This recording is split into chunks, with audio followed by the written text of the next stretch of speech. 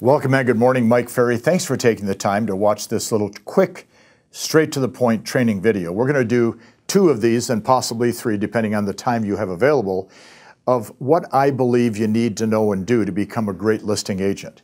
Every May and June for the last 7-8 years on the West Coast, and then in August, September on the East Coast, I do these 2 rather intense tours. On the West Coast, in May and June, I do 66 3-hour presentations to our best customers. On the East Coast, I do about 40 3-hour presentations to our best customers. And what I do in these presentations is I try to sell the agents, you, on how to become a great listing agent. Because a lot of you are not able to attend those presentations, and a lot of you are not easy access because of location. What I want to do this year is take a few minutes, and this will take probably 15 to 20 minutes, and we'll do it a couple times to get you the message that I'm training all the rest of the top agents on throughout North America on how to become a great listing agent. So let's accept this thought. I wrote down, we all recognize the inventory shortage that we have, with the exception of probably the greater Toronto market right now and southeastern Florida. Most of the country, we're in a very, very defined seller's market. We need listings. So I wrote down a question. What am I doing individually? What are you doing individually to solve this problem? What are you doing about the problem of inventory shortage? Because you and I both understand that a company, an individual, cannot survive at a high level of productivity without having inventory. If you walk into the supermarket and there's no food on the shelves, they're going out of business, lack of inventory. Go to a car dealer and there's only 2 cars for sale, lack of inventory, they're out of business. Well, don't get mad. When a real estate agent has no inventory, technically they're dependent upon buyers only. Now watch. If there's not a lot of homes for sale and you have a lot of buyers, aren't you in essence in trouble long-term financially? The answer is yes. So the solution is to change your mindset regarding listing property today.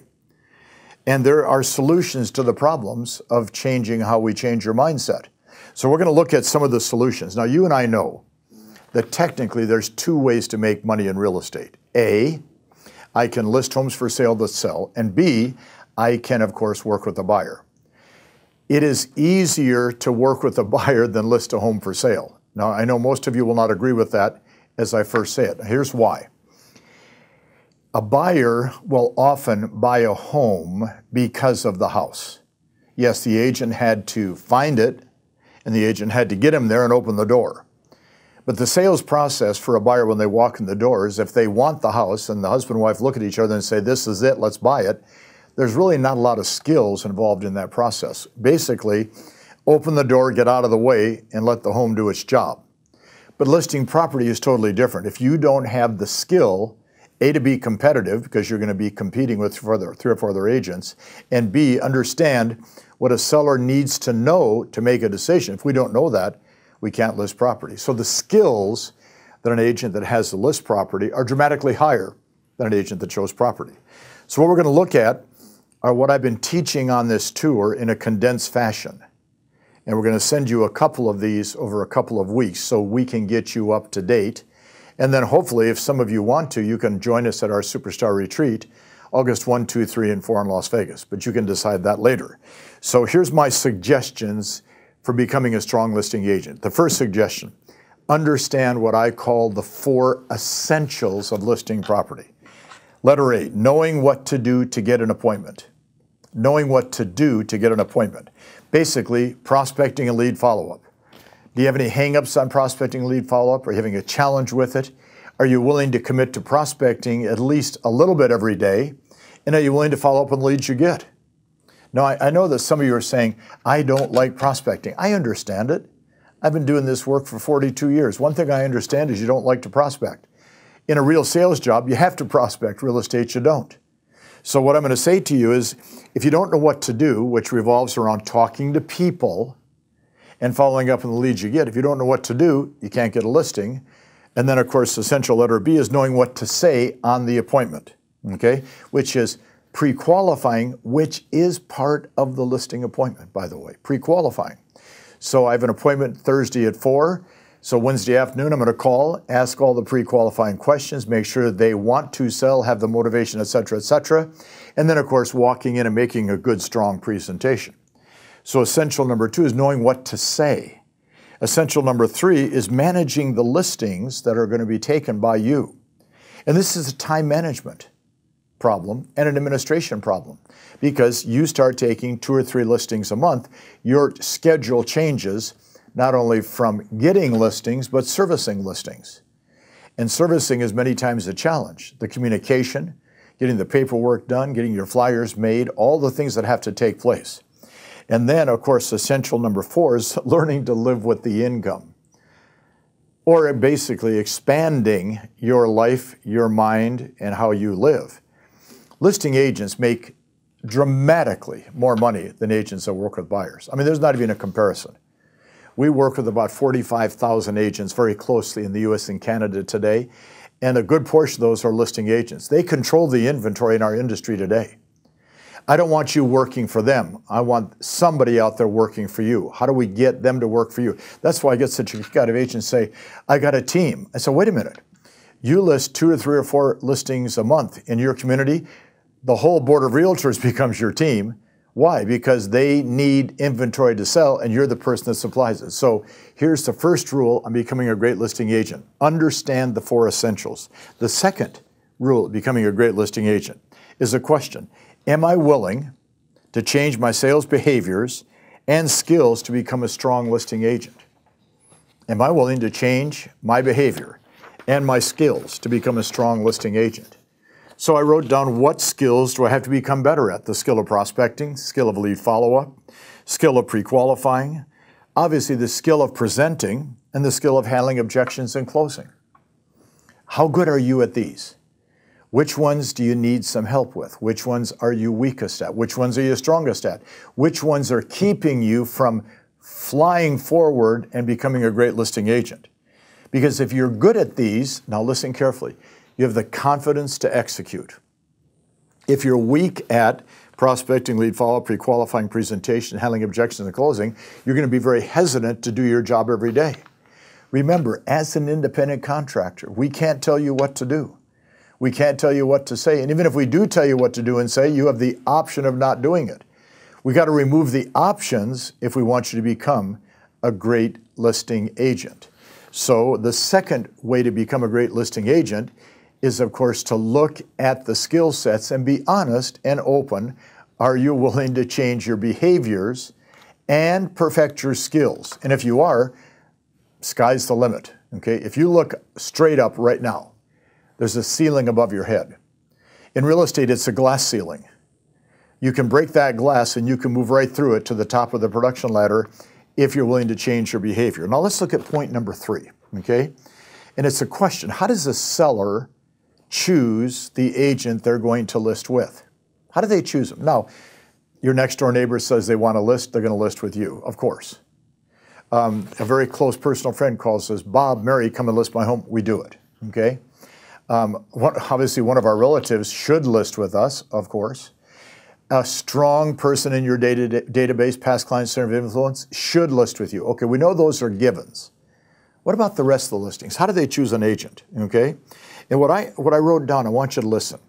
The seller's looking for an agent who provides the highest value for the money we're going to spend at that moment. Now think about that. The seller is going to choose an agent based upon the value they see in you and what they hear from you, and they're going to be comparing that to 3 or 4 other people and picking the one that provides the highest value for the money they're going to spend. You and I know we buy stuff when we see value. Each day we spend our money on stuff. That's called human nature, all right? Why do you buy what you buy? Because you see value in that. Maybe you saw an ad on TV, and that ad triggered in you something, and you say, I want to have that. You see value. Maybe a friend of yours has something, and you like it a lot. You want to have one too. That's value, okay? Or you go to a store, and you see something on sale, and the sale creates the value. So the question I ask men and ladies every day, do you have any clothes in your closet you don't wear all the time? And they always smile and say yes. Why'd you buy them? Because at the moment, it created value. All right, what kind of car do you drive? What kind of car does your next door neighbor drive? What kind of car does your brother or sister, mom or dad drive? They're usually all different cars. Why do we buy the car we buy? Because we see value. All cars do the same thing. They all have four wheels and seats and a drivetrain, and they have an engine, and they have a steering wheel, and all cars go the same speed. They all go the same place. They all go at about the same time. Why do we buy a car? Because we see value. I got to help you understand that sellers choose because of value. So we're going to spend a little bit of time now on how does the seller see you? What value are you presenting? And I'm going to give you 1, 2, 3, 4, 5, 6, 7 value propositions that you can present to a seller to enhance the chances of getting a good listing. Some of them are a little subconscious, maybe a little psychological, but they all work. Here's the first one. The energy you display on your listing presentation is a value proposition. The energy you display. Now, one thing you know, if you've ever watched a Mike Ferry presentation, I come to the presentation with energy. People say all the time, how do you have so much energy? It's what I have, okay? I exercise, I try to eat reasonably right, I get a good amount of sleep, I'm filling my mind with good ideas, I can't wait to go do my job. I get excited, that's energy, okay? Are you excited when you walk in the door? Are you displaying energy? Do you look them in the eye? Do you have a firm handshake? Okay? Do you speak with authority? Energy. All right, second, enthusiasm. You and I know that any agent that expresses enthusiasm improves their chances of getting the listing, period. Anybody that displays enthusiasm enhances their chance of getting the listing, period. Why? Because the opposite of enthusiasm is boredom. Now, we know you're not boring, but you will say to yourself, and you'll say to me, and I hear it a lot, Mike, it is not my style to be enthusiastic. Okay, what is the opposite of enthusiasm? Answer, boring, period. So if we're not an enthusiastic person, we have to say to ourselves, does a seller ever look for an agent who's excited about the opportunity? And the answer is yes. They're always looking for that. Even a boring seller wants an excited agent. Why? Because they want somebody that's excited about the opportunity. So that means that at times, you and I have to fake that enthusiasm if we expect to get a listing contract signed. Energy, enthusiasm. Then I wrote next, the strength of your presentation. Are you a strong presenter? Or do you walk into the house and try to build rapport for 10 or 15 minutes? I'm so amazed that so much of the training in our industry is still revolving around 1970. Build rapport, get to know them, walk in behind their eyes, walk down their spine, become one with them, have empathy for them. Walk into the house, oh gosh, your home is so beautiful. I love the way you've decorated it. And that piece of art is so pretty. Oh, I see you have a puppy. Oh, and you have kids, and I have kids. Let's talk about kids. Wait a minute. They want to sell their home. They want to choose an agent. They're going to talk to 3 or 4. They're going to list with the one that presents the most strength in their presentation.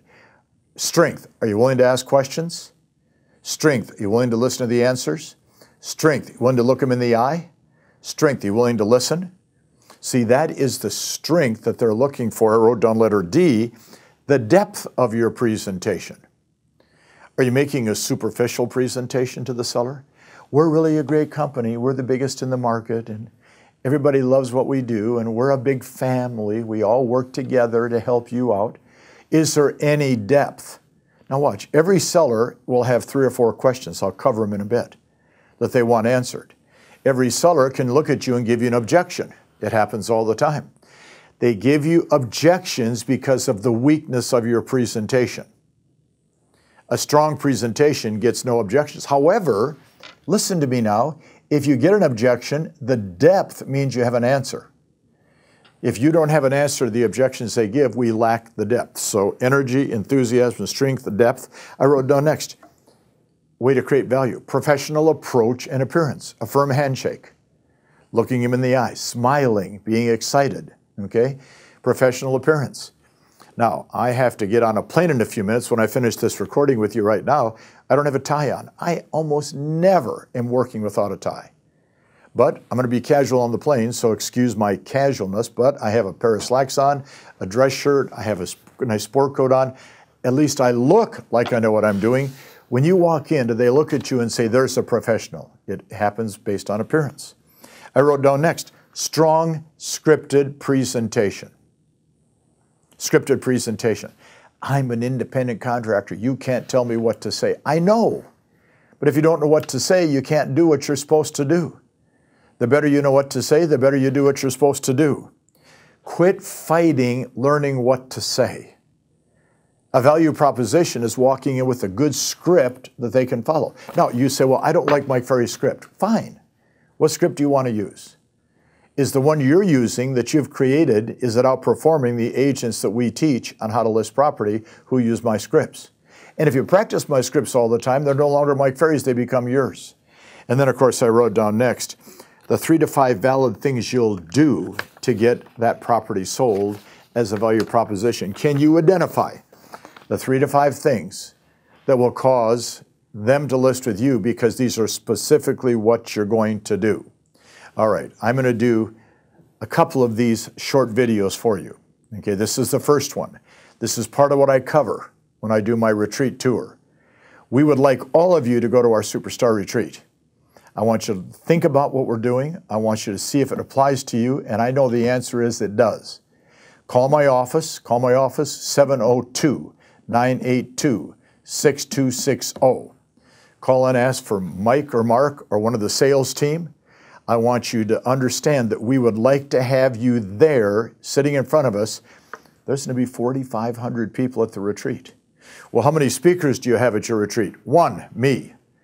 I am the best at what I do in helping agents become great listing agents, and I want you to participate. Thanks for taking the time. Look forward to seeing you, meeting you in person. Hope to see you at the retreat, and watch for the second half of this coming to you in the next couple of days. Thanks for today. Coming to a Mike Ferry event has changed my life, and it'll change anyone's life that wants to get involved in real estate. We want to stay up to date, we want to keep ahead of the curve, and that's something I definitely look forward to at all these events.